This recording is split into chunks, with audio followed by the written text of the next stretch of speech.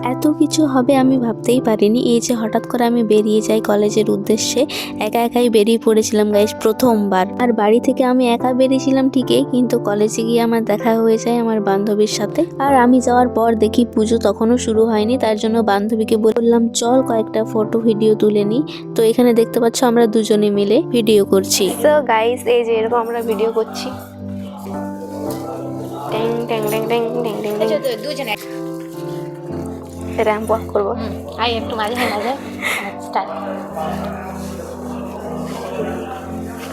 আর তার কিছুক্ষণের মধ্যে এই যে পুজো শুরু হয়ে যায়। তো আমরা এখানে বসেছিলাম।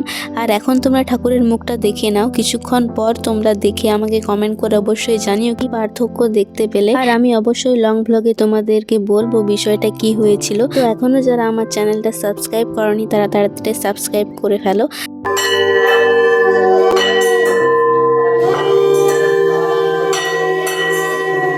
পুজো হয়ে যাওয়ার পর এখন হচ্ছে আমরা প্রসাদ খাচ্ছি। এই যে এদিকে আছি আমি আর সুমিতাদি, বুঝতেই পারছিল না যে আমি ভিডিও করছি।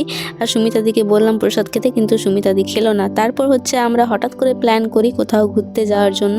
আর এই যে আমরা এখানে এসছি, এটা কোথায় সেটা আমি তোমাদেরকে অবশ্যই বলবো। তো তার জন্য তো তোমাদেরকে ওয়েট একটু করতেই হবে।